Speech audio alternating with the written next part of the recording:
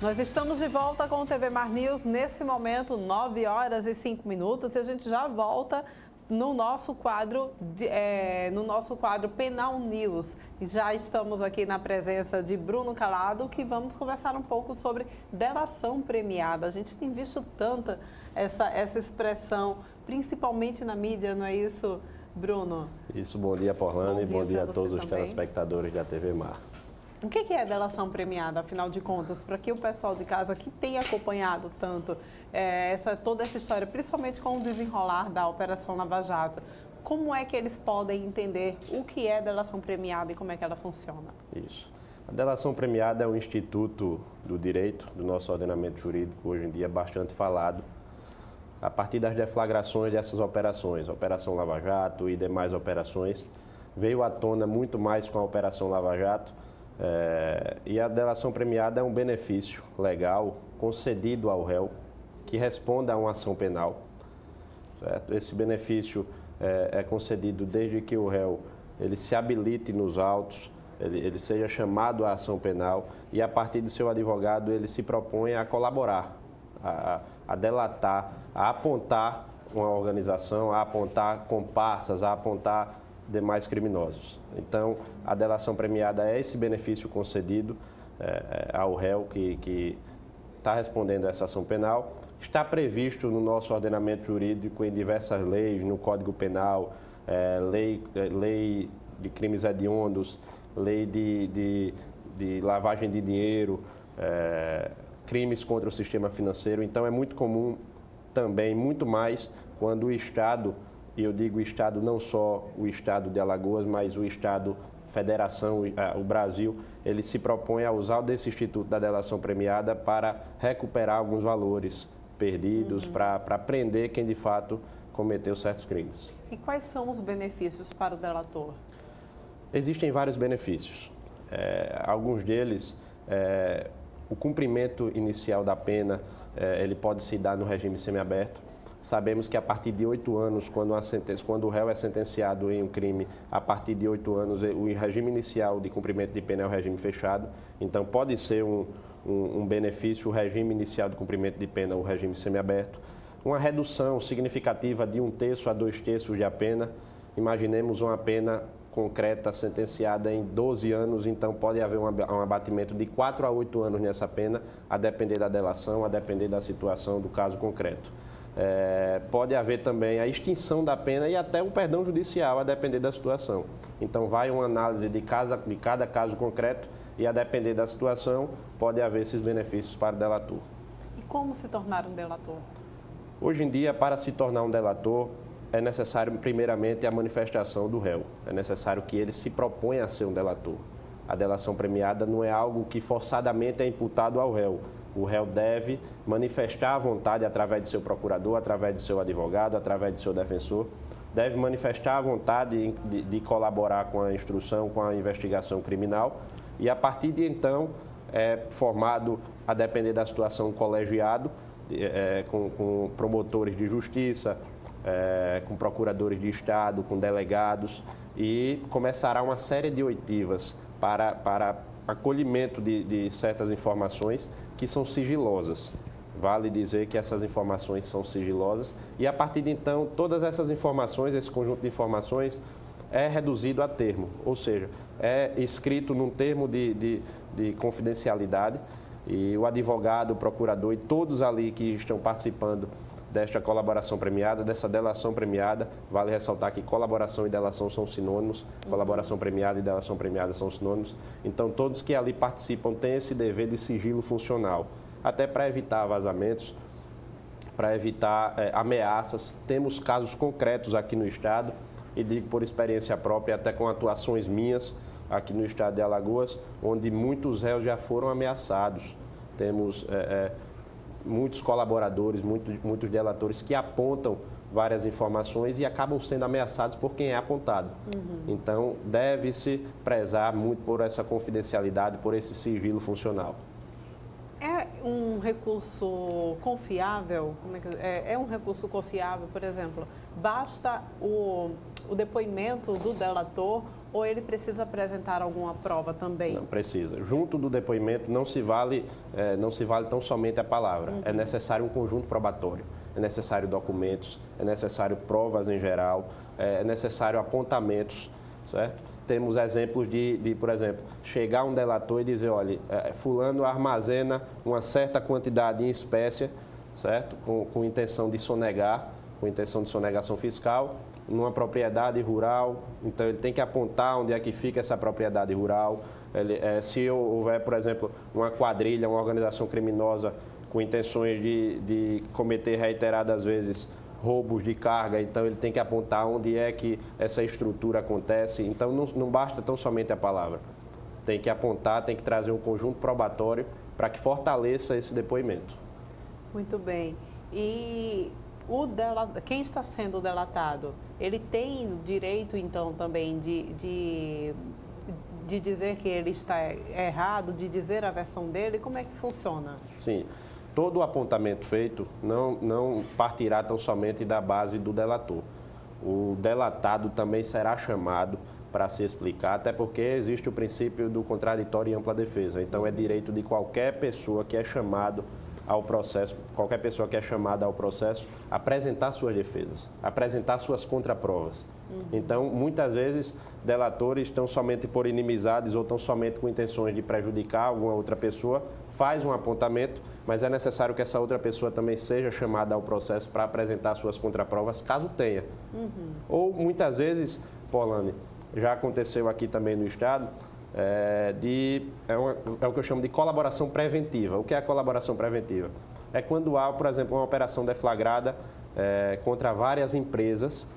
Então, algum empresário que saiba que vai ser citado no processo e tenha concepção, tenha convencimento de que realmente havia sonegado algum imposto, ele vai lá, então, preventivamente, ele se propõe a ser um delator. Mesmo que ainda não tenha sido chamado aos autos, ele se propõe a colaborar, se propõe a vestir a camisa do Ministério Público, a vestir a camisa do Judiciário e narrar e fazer os apontamentos necessários. Então, é um recurso que a gente tem visto acontecer cada vez mais crescente, não só aqui no Estado, mas também no país inteiro. E esse recurso pretende aumentar ainda mais? Como é que você vê? Pretende aumentar porque a vantagem, o Instituto da Delação Premiada, ela traz muitas vantagens, tanto para o delator quanto para o próprio Estado. É uma vantagem, como eu disse, os benefícios do delator, ele tem cumprimento inicial de pena em regime semiaberto, ele tem redução de pena de 1/3 a 2/3, em alguns casos a extinção da pena ou até mesmo o perdão judicial. Então é vantagem tanto para o delator quanto para o Estado, porque há colaboração. Então, existem pontos positivos e pontos negativos da delação premiada. Cito os pontos positivos, que são os valores recuperados. E eu trago como exemplo a tão falada Operação Lava Jato, que em pouco mais de 2 anos já recuperou 4 bilhões de reais em patrimônio sonegado, em impostos sonegados. Então, a partir desses acordos, desses termos de colaboração, desses termos de acordo firmados entre os delatores e o Estado, há essa recuperação desses valores. Há também a quebra do pacto do silêncio. Sabemos que existem muitas organizações criminosas que usam do silêncio para obscurecer, para omitir demais criminosos, para omitir demais situações. Então, com a delação, há essa quebra. A partir do momento em que há a delação premiada, o silêncio entre aquela quadrilha, entre aquela organização criminosa é quebrado e muitas coisas passam a ser reveladas. Qual o ponto negativo que alguns doutrinadores trazem? Eles fazem a comparação da delação premiada a uma espécie de tortura, porque eles alegam que os juízes, eles decretam a prisão preventiva e condicionam a liberdade daquele preso à delação premiada. Olha, você está preso preventivamente, é uma prisão pré-processual, é uma prisão para que não seja atrapalhada a instrução criminal, para que seja garantida a ordem pública, para que seja garantida a ordem econômica, mas você será solto caso colabore, caso delate alguns outros criminosos, caso aponte algumas outras situações. Então, há essa comparação da delação premiada à tortura, que é facilmente combatida até com a Operação Lava Jato. Nós temos exemplos concretos, a Operação Lava Jato é um exemplo deles, porque de 52 negociações eu chamo delações, de 52 delações, apenas 13 foram com réus presos. O restante com réus soltos, o restante com colaborações preventivas, com aqueles réus que dizem, olha, chegam para o Estado e dizem, eu tenho envolvimento, eu quero colaborar, para que minha pena, que seria, vocês iriam chegar a mim futuramente, mas eu estou chegando preventivamente para que minha pena seja atenuada, para que minha pena seja extinta, para que eu consiga um perdão judicial. Então, há esse ponto. A delação premiada traz muito mais pontos positivos do que negativos. Você acredita que a legislação possa mudar como funciona atualmente a delação premiada? Olha, o direito, como um conjunto de normas que se adapta constantemente às mudanças sociais, esse é o melhor conceito que eu trago do direito, que é esse conjunto de normas que se adapta de acordo com as mudanças. Então, se vai crescendo o número de crimes praticados por organizações criminosas, a lei tem que se adaptar àquela situação. Não podemos tão somente trazer um Código Penal da década de 40, um Código de Processo Penal de 1941 e aplicar a realidade atual. Nós temos que trazer essa constante mudança, essa constante atualização, para que tudo se encaixe como uma luva no direito. Então, a delação premiada, esse instituto da delação premiada, ela veio para tornar mais célere o processo, tornar mais eficaz a recuperação ao Estado, sem os apontamentos feitos pelos delatores, sem as colaborações feitas pelos delatores, as investigações não teriam um fluxo tão eficaz quanto tem com a delação premiada. Então, a delação premiada é um instituto que só tem a crescer, que só tem a se ampliar e se estender cada vez mais para tantas outras leis. Acompanhando a legislação, como você bem disse, também evoluindo junto com ela e junto com a realidade. Exatamente. Muito obrigada, Bruno, pela sua participação aqui no TV Mar News, tá? Eu que agradeço. Um abraço. Olha só, gente, a gente já está ao vivo com o Viderlan Araújo de outro ponto da cidade, dessa vez lá do IMA. Por quê?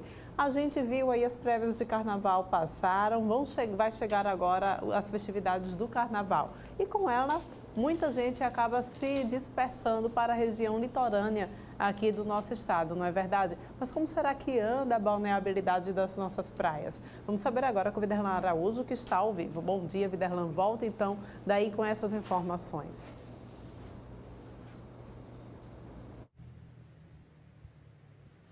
Muito bem, minha querida Porlane Santos, estamos de volta aqui direto do Instituto do Meio Ambiente, rapaz, aqui no Mutange, né, rapaz, e um clima já também de despedida, já diante das situações relacionadas principalmente às mudanças do solo, não é, que nós estamos acompanhando, que atingem aí os moradores do Pinheiro, aqui do Mutange, de Bebedouro, né, de parte aqui dessas encostas também. Mas nós vamos falar de um outro assunto, um assunto relacionado principalmente ao período de carnaval. Nós vamos conversar agora com o coordenador de gerenciamento costeiro do Instituto de Meio Ambiente aqui de Alagoas, o Ricardo César. Vamos falar sobre as questões relacionadas aos trechos de praias alagoanas que estão classificadas como impróprias para banho. Todo mundo sabe que a região litorânea de Alagoas, ela fica bastante procurada durante esse período de carnaval, os trechos aí entre Barra de São Miguel, Coruripe, no litoral norte tem Japaratinga, tem também Paripoeira, que são cidades muito concorridas, né? Maragogi, durante o período de carnaval também. Vamos conversar com o Ricardo César a respeito desse assunto. Ricardo, muito obrigado, inclusive, mais uma vez por nos receber.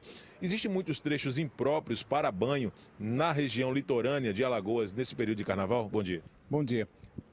Nós tivemos semana passada 60 pontos ao longo do litoral, que vai lá de Piaçabuçu até o extremo norte, lá em Maragogi, e constatamos 8 pontos. Mas isso se deu muito em função de umas pancadas de chuvas que nós tivemos ao longo daquela semana, da semana passada.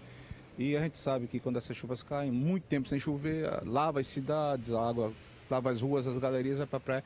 E tivemos alguns pontos próximos às galerias pluviais. A tendência é que agora volte ao normal. Tanto é que na balneabilidade anterior, praticamente todos os pontos estavam balneáveis, excetuando, infelizmente, sempre o rio Persumunda, lá na foz de Alagoas na divisa de Alagoas com Pernambuco, é um rio que divide os dois estados. Estamos aguardando o último resultado, que deve sair na sexta-feira, mas pelo que ocorreu essa semana, a gente acredita que mais de 90% das nossas praias estão próprias.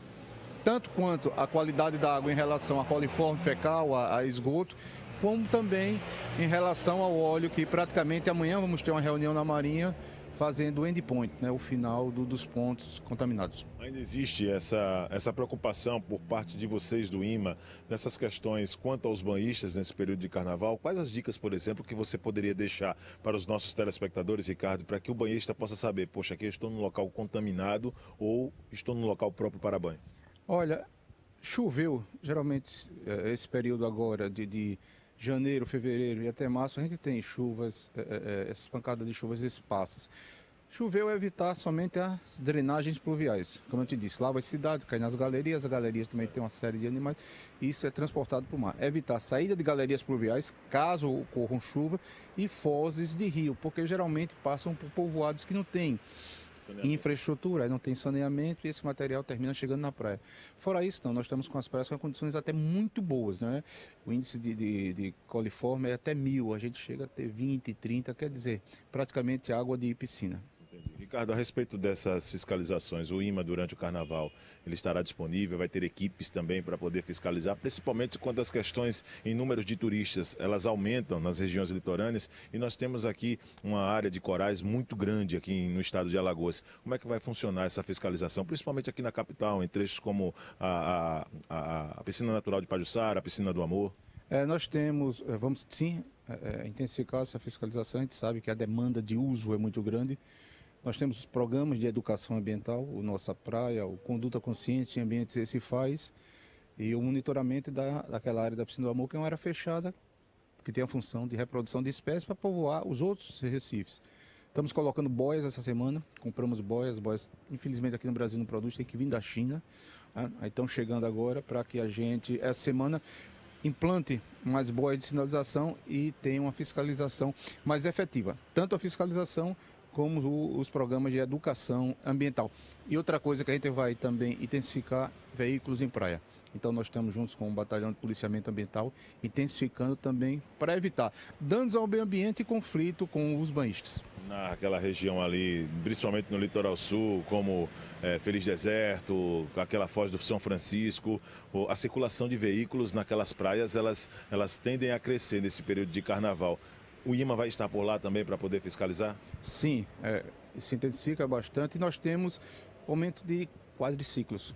É interessante, quadriciclos e bugres, nós temos um crescimento, né, bem exponencial durante esse período de verão. A gente tem uma parte nessa situação que é ali o Pontal do Peba, que infelizmente tivemos um processo de avanço do mar muito grande, não existem ruas atrás porque tem uma área inundada e o único meio de se passar é com a maré baixa em frente àquelas casas. É a única parte que a gente resguarda ainda que se possa fazer, por falta de alternativa. A prefeitura está buscando criar alternativas por trás para resolver o problema, mas é muito complicado. Então, vamos intensificar, os veículos serão apreendidos, encaminhados ao pátio do Detran, pagar a multa tanto do ponto de vista ambiental como do ponto de vista das normas de trânsito. Agora, quando se trata exatamente ainda das questões de vulnerabilidade, é possível um banhista perceber a olho nu que está numa área contaminada, uma área, por exemplo, de mar aberto contaminada? Sim, tanto que a resolução do CONAMA ela diz mesmo que a praia é própria para banho e o banhista constate colorações diferentes, né? Colorações como, por exemplo, manchas marrons escuras, proliferação de algas, muitas algas, isso sim, essa área deve ser evitada. Então isso também está dentro da normativa da resolução, não só observar a baldeabilidade, mas também como ter esse contato visual com a praia. Quer dizer que a proliferação de algas, por exemplo, mostra um desequilíbrio no ecossistema, é isso? Sim, exatamente. Grande quantidade de matéria orgânica e algumas dessas algas que se proliferam, elas são algas que a gente chama de cianofícias. Ela tem substâncias tóxicas no seu organismo e isso faz mal à população. Pode intoxicar e levar até a óbito alguns animais pequenos e criar sérios danos à saúde das pessoas. Impressionante como nós desprezamos, né, quando não temos conhecimento, quando se tem, por exemplo, uma praia que se chega e tem muitas algas, né, e de repente passamos, eu e Francisco Nogueira, durante essa semana com a maré baixa, ali no trecho entre Pajuçara e Ponta Verde, e aquela área ali de corais até o Farol, elas estavam cobertas de algas, né? O que mostra esse desequilíbrio, então, no ecossistema por ali. Mas, na verdade, aqueles locais a gente chama de algas arribadas, são sargassos que foram retirados em função de mudanças do vento. A gente recomendou à prefeitura para que fizesse limpeza. Quando essas algas chegassem às praias, fosse depositada, se fizesse essa limpeza. Porque, além disso, nós temos também acúmulo de lixo junto com aquelas algas. Não sei se você observou já, mas a quantidade de plástico é muito engrolado com aquelas algas e a quantidade de matéria orgânica que desce com as galerias pluviais também acumula-se junto com a alga, gera aquele mau cheiro e também pode transmitir doenças. Então a gente recomenda à prefeitura, já fez essa recomendação por escrito, para que nesse caso seja feita a retirada dessas algas. Ricardo César, coordenador de gerenciamento costeiro do Instituto do Meio Ambiente, conversando conosco, ele que trouxe dicas importantíssimas para você que está aí já de malas prontas para a região litorânea, para as praias durante o período de carnaval. Nós estamos já posicionados em uma dessas regiões, mas naturalmente pessoas que buscam destinos no interior do estado para o período de carnaval precisa ficar atento, precisa sim ter todos esses controles e naturalmente a participação do Ricardo César com imagens do Chico Nogueira trouxe sim de grande valor essas informações para você, telespectador, nessa linha de prestação de serviço que nós temos para a comunidade. Viderlan Araújo, vou me despedindo por aqui, com imagens de Chico Nogueira. Eu volto com você, minha querida Porlane Santos. Muito obrigada, Viderlan. Ficam as dicas, então, aí para você que está em casa. Se viu que tem alguma língua suja passando na praia, preserva aí uns 10 metros para pelo menos garantir aí a sua saúde, tá bom? Gente, vamos falar agora sobre sedentarismo. Pois é, essa palavrinha muita gente quer negar, muita gente inclusive aqui na TV Mar.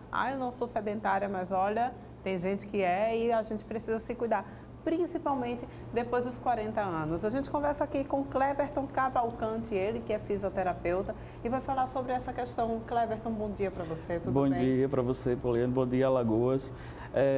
Nós vamos falar sobre o sedentarismo, que é uma coisa muito importante e é o que mais hoje em dia está acometendo as pessoas, né?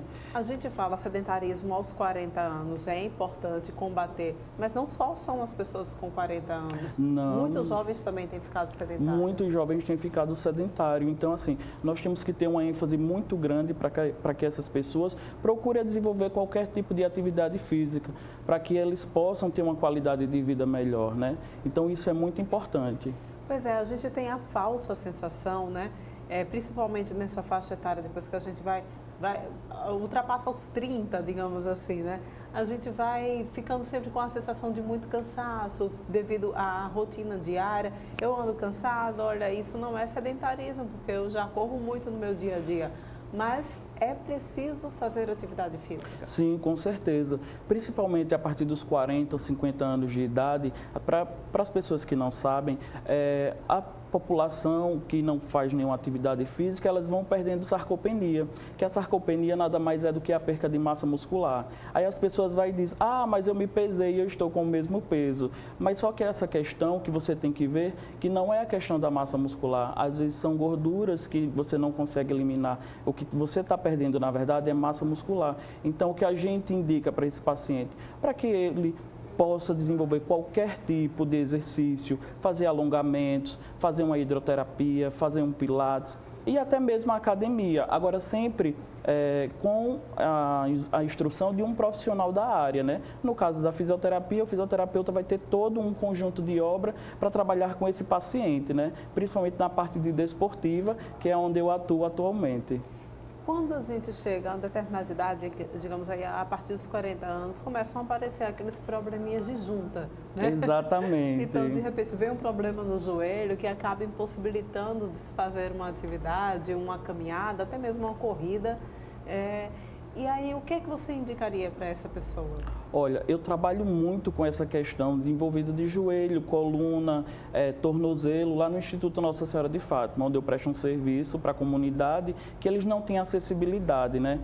Que é uma questão muito crítica que o SUS não oferece para dar um suporte para todas as pessoas. Então, lá nós damos toda uma ênfase para essas pessoas. Então, assim, o que nós indicamos para pacientes que têm principalmente rompimentos de joelhos, de ligamento do LCA, o LCP, a gente indica primeiro, quando ele chega com um quadro álgico muito agudo, a gente vai partir para a parte de eletroterapia. né, que é onde vem o TENS, que é para diminuição de dor, o infravermelho, que faz uma vasodilatação, melhora o aporte sanguíneo, leva oxigênio para aquela determinada região, o laser, que vai atuar na questão dos rompimentos, né? E o ultrassom terapêutico, que age como um anti-inflamatório, né? Então, a partir desse momento que o paciente melhora toda essa parte que ele tem de quadro álgico, nós vamos partir para a parte de cinesioterapia. Que o que é a cinesioterapia? São a parte dos exercícios. Então, nós temos que ter muita ênfase e colocar sobrepeso naquele paciente se a gente ver que é necessário. Porque, antes de tudo isso, nós fazemos uma anamnese naquele paciente para que ele possa ter toda uma conjuntura e ser bem avaliado e que a gente possa ter todo um cuidado com ele. Muito bem. A gente percebe, inclusive, que logo as pessoas têm perdido equilíbrio ao andar, não tem o mesmo equilíbrio. As mulheres, inclusive, acabam perdendo o equilíbrio também para utilizar o salto alto. Isso tudo se deve à falta também de exercícios físicos? Exatamente, se deve muito à falta de exercício físico, principalmente dos membros inferiores, como a parte de quadríceps, a questão do tríceps sural, que no caso são os gastrocnêmios. Então, assim, nós temos que trabalhar toda uma cadeia muscular para o fortalecimento dessa mulher. E ressaltando a questão do salto alto, existe aquela velha questão que as pessoas não usem salto alto, mas você acredita que muitos médicos indicam para a gente, para os pacientes, e os pacientes relatam para a gente que o melhor é o saltinho. Aquela questão de você, mulher que usa rasteirinha, pelo amor de Deus, parem de usar, porque isso é muito prejudicial. O mais legal e o mais confortável para você é a questão de você usar um saltinho, porque isso vai dar mais um conforto. E outra coisa, ao se levantar, fazer alongamentos, fazer exercícios para melhora do gastrocnêmio, porque nós da fisioterapia, uns 5 minutinhos, né? Porque nós da fisioterapia costumamos dizer que nós temos 2 corações, né? Que fica na parte dos gastrocnêmios e fica o nosso coração. Por quê? Porque para o sangue retornar, nós precisamos de uma válvula. Né? Então, os gastrocnêmios, eles têm essa função de empurrar o sangue para cima, né? Fazer o retorno venoso. Então, isso é muito importante, fazer um exercício e você ter o maior cuidado para você ter uma qualidade de vida melhor. Pois é, gente. Então, olha, levantou, como é que a gente pode fazer? Estica a perninha? Estica a perninha na cama, faz o exercício de dorsoflexão, flexão plantar, né? E é muito importante, porque isso vai ajudar a circulação do sangue e uma melhora no seu dia a dia. Pois é, olha, ficam as dicas, então a gente tem inclusive imagens aí desse trabalho que é desenvolvido aqui pelo Cleverton Cavalcante. Olha só. Esse aí já é um grau avançado de alongamento. Aí já é a parte do Pilates também, onde eu trabalho, né? Então, assim, é um trabalho de exercícios, onde trabalha toda a região de caixa torácica, principalmente pacientes na terceira idade, porque o que é que acontece em pacientes da terceira idade? Eles vão tendo uma protrusão, que é o encolhimento dos 2 ombros e vai acometendo a caixa torácica. Então, nós trabalhamos também na questão de respiração. Para quê? Para que esse paciente ganhe como é que eu posso dizer, mais amplitude na sua caixa torácica e tenha uma melhor desenvoltura na sua respiração do dia a dia. Pois é, gente, olha, então fica as dicas aí para você, principalmente a gente já aproveita aí pegando o gancho também do carnaval, né? Sim, você mulher, você homem, se preparem. Não adianta. Não, de forma nenhuma, porque você vai cansar muito rápido, então você tem que ter um bom preparo para esse carnaval. Então, gente, nós aqui, e no caso eu agradeço muito e que vocês possam ter uma visão melhor da fisioterapia, que hoje em dia as pessoas ainda levam a fisioterapia como se fosse vai para fisioterapia e tal, mas é muito importante. A fisioterapia é incrível, doença, né? É um leque de opções que vocês não imaginam. Pois é, olha, ficam as dicas então para você que está em casa, fazer esse trabalho de fortalecimento muscular, sair do sedentarismo, cuidar mais da saúde, tá bom? Olha só, a gente vai agora para um rápido intervalo, mas volta daqui a pouquinho com muito mais informações aqui no TV Mar News.